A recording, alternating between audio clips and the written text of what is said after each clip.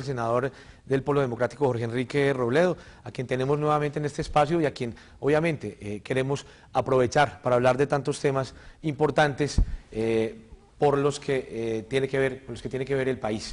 Senador Robledo, muy buenas tardes y cuéntenos cómo avanza la actividad en el Congreso de la República, en el Senado. Álvaro, mis saludos y a toda su audiencia. Se está moviendo el Congreso, ¿no? Hay un número grande de iniciativas legislativas que se están tramitando y como se sabe, cuando se va acercando, Álvaro, el final de la legislatura, pues digamos que acosan los tiempos y además pues toda la actividad de debates también, o sea que digamos que el Congreso está trabajando en condiciones normales, un poquito, digamos, acelerado porque hay bastantes cosas que mirar y que analizar. Bueno, senador Robledo, sin duda hay una serie de temas también importantes que se discuten allá, o sea, proyectos muy complejos, uno de ellos que ha ocupado, digamos, la atención de los medios, de la ciudadanía en general y de todo el país, y tiene que ver con la ley de regalías, ese proyecto que busca transformar el tema de aporte de las regalías al país. ¿Cómo analiza usted el avance de este proyecto y cree que finalmente se pueda hacer un cambio en este tema que es casi un monstruo? A ver, digamos esto, ese es uno de los proyectos, digamos, grandes que se está moviendo porque tiene que ver con mucho dinero. Ahora, el gobierno lo ha presentado simplemente como un asunto de coger unos pesos que hoy están en unos sitios y moverlos hacia otros sitios. Pero ese es un proyecto mucho más complejo que tiene que ver con piezas vertebrales de la Constitución que hoy nos rige y que apunta fundamentalmente a un asunto que yo no puedo compartir, y es que derechos que hoy son de los municipios y los departamentos, de municipios, de derechos de hoy o de mañana, de municipios y departamentos, de una u otra manera se los quieren transferir esos derechos al gobierno nacional, de forma tal que esas platas no las administre el día de mañana un municipio de Caldas o un municipio de Santander o el que sea, sino que esas platas las administre el gobierno nacional, disfrazando sus proyectos de interés nacional de sus proyectos regionales. Pongo un ejemplo, coger la plata de un municipio del Tolima, por ejemplo, e invertirla en el segundo túnel de la línea. Yo no me opongo a que haya un segundo túnel de la línea, pero uno sí se pregunta, bueno, pero la plata de una vía de penetración de un municipio del Tolima o de Caldas o del que sea, gastado en asuntos que son del interés del gobierno nacional. O sea, detrás de esto hay un poco, digamos, la codicia insondable del gobierno nacional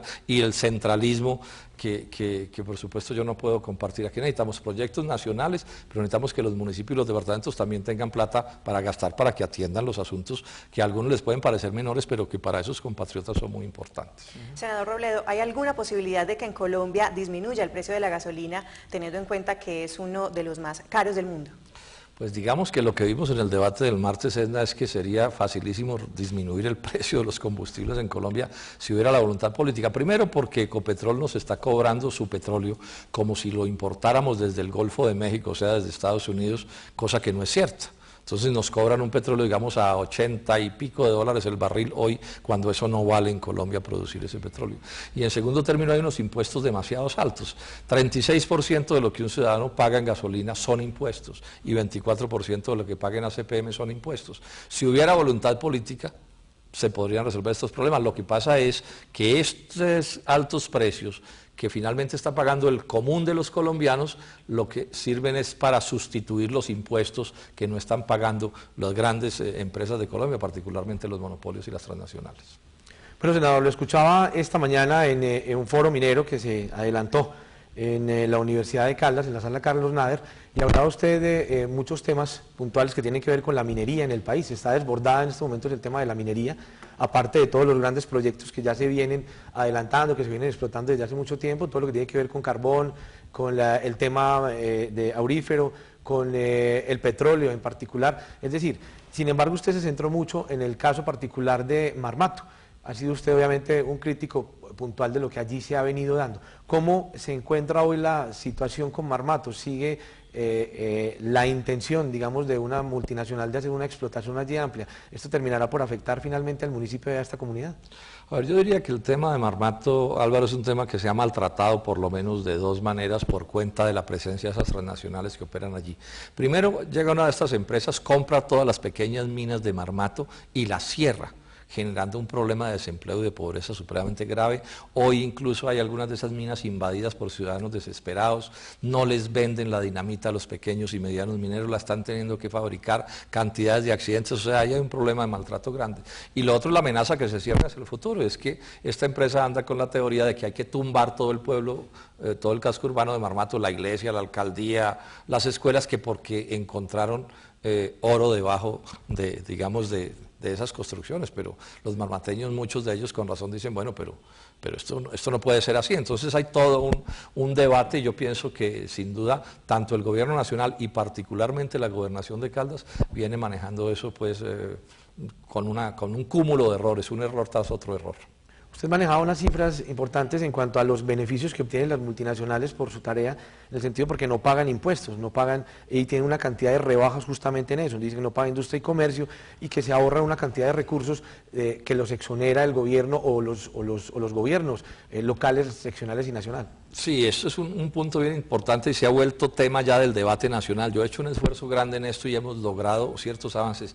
Ya, por ejemplo, hay conciencia de dos cosas en Colombia. Estas grandes empresas, primero están pagando regalías bajísimas, digamos del oro son del orden del 3%, por el precio del mineral, que es finalmente lo que pagan, que eso es una suma ridícula, pero además gozan de una cantidad inmensa de exenciones tributarias. El propio ministro de Minas reconocía el martes pasado que una sola exención tributaria, en el caso de una mina de carbón en el Cesar, les rebaja 400.000 millones de pesos al año en impuestos a los combustibles que sí pagamos los demás colombianos. Entonces hay todo un debate que dice, bueno, si va a haber minería en Colombia, que haya minería, si es grande puede ser grande, pero tienen que primero pagar por los recursos nacionales lo que deben pagar, y segundo tienen que pagar impuestos y tienen que haber buenas condiciones laborales. O sea, esto no puede ser un poco el desmadre en el que hoy estamos, en donde estas grandes empresas más o menos hacen lo que quieren, aprovechándose de una legislación que debe ser modificada. Bueno, senador, ¿y qué hay con el tema de la ley de víctimas que se discute actualmente? ¿Y esto tiene que ver algo con la ley de sostenibilidad fiscal? A ver, digamos esto, Edna, yo pienso que pues tendría que ser un colombiano muy raro el que se opusiera a que a las víctimas de la violencia en Colombia se las atiendan. En el caso nuestro somos partidarios de eso, ahí ha habido todo tipo de horrores que deben ser indemnizados por el Estado colombiano. El problema ¿cuál es? Es que, como se dice coloquialmente, el diablo está en los detalles. Entonces cuando uno ya se asoma y dice uno, bueno, pero ¿los van a indemnizar de verdad? Entonces el gobierno dice que sí, pero que el monto no va a aparecer en la ley, sino que el gobierno después verá.